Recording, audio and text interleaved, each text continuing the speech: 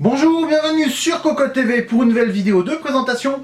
Aujourd'hui, un boîtier atypique qui s'approche plutôt de la table de bench. Alors, on le dit de suite, tout comme la première version, on ne sait absolument pas prononcer le nom. C'est le Regintech Payan, on va dire, en version M, Payan, on ne sait pas trop. Bref, on va l'appeler le boîtier. C'est le plus simple pour cette vidéo. À l'écrit, ça passera tout simplement comme une lettre à la poste. Bref.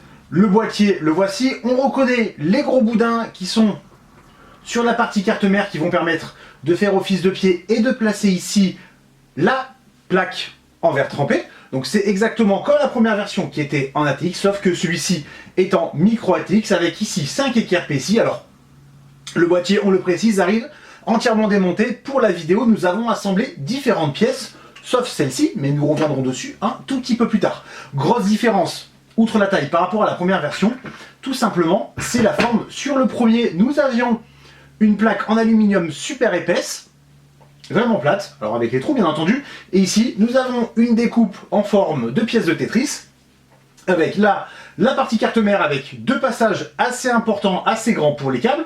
Nous avons différents points pour les vis pour la carte mère, micro ATX, mini TX. Nous avons de quoi mettre, ici par exemple, nous avons des trous oblongs qui vont servir pour un réservoir, pour une pompe, et ici nous avons la partie water cooling, ou air cooling si on veut mettre des ventilateurs, pourquoi pas, ça peut être joli, même si ça ne servira à pas grand chose, à part refroidir les disques qui sont derrière. Bref, ici nous avons donc la partie cooling, avec de quoi mettre du 120 mm, 240 mm, 280 et du 140 bien entendu, donc il y a un petit renfoncement, ça permet de mettre le radiateur et les ventilateurs tranquillement, c'est une bonne idée. Normalement, un kit all-in-one devrait passer, on fera une petite vérification par rapport à ça, bien entendu. C'est quand même important, le boîtier s'oriente vraiment sur du water cooling. Alors, on peut mettre de l'air cooling, il y a de la place pour un gros radiateur, ce n'est pas un problème, mais toute la partie à l'avant serait vide, c'est un peu dommage. Bref, nous avons aussi la connectique qui est ici. On retrouve exactement le même panneau, donc avec le bouton power, le son, deux ports USB 2, deux ports USB 3. Alors il n'y a pas de possibilité de l'installer un peu partout comme sur le modèle ATX. Ici on fait vraiment dans la simplicité, deux vis à main, deux trous à la rigueur.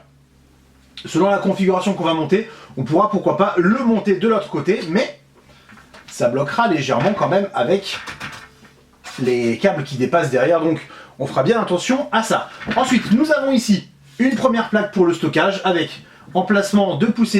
Comme on peut le constater, nous avons des trous oblongs, là encore qui vont permettre d'installer une pompe ou un radiateur.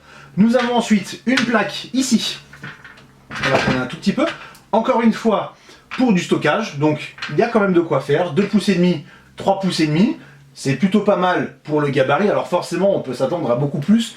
N'oublions pas que c'est avant tout, de notre point de vue, une table de bench, une plateforme d'essai, donc un public relativement restreint avec forcément peu de stockage, généralement un disque ou deux, et hier plus.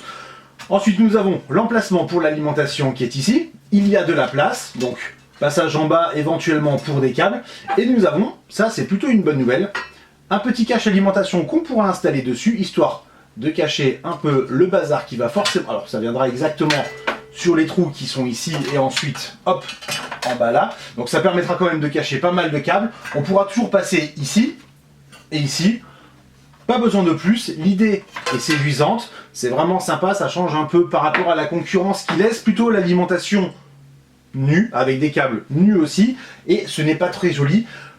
Et surtout, là c'est important pour ce modèle, on peut le constater, nous avons du verre trempé de l'autre côté, mais ici il n'y a rien, donc cacher les câbles, ça permet aussi d'éviter de faire de grosses boulettes qu'on passe derrière le boîtier, un petit câble qui traîne, on tire dessus, tout s'arrache, tout tombe. Pourquoi pas, ça peut arriver, les accidents, ça arrive très rapidement. Bref, le boîtier, toujours, alors boîtier ouvert, toujours de l'aluminium. Le tarif baisse un peu, nous sommes désormais à 100 €. C'est cher, c'est pas cher, chacun aura son avis sur la question. C'est un produit qui est quand même relativement unique. La concurrence est sur des tarifs plutôt similaires, alors avec des fonctionnalités différentes, notamment pour le stockage, des fonctionnalités différentes pour la gestion des câbles. On le voit, Regintech est ici peut-être le plus avancé, et c'est déjà un très bon point. Le test très prochainement. En attendant, je vous souhaite une excellente journée à tous.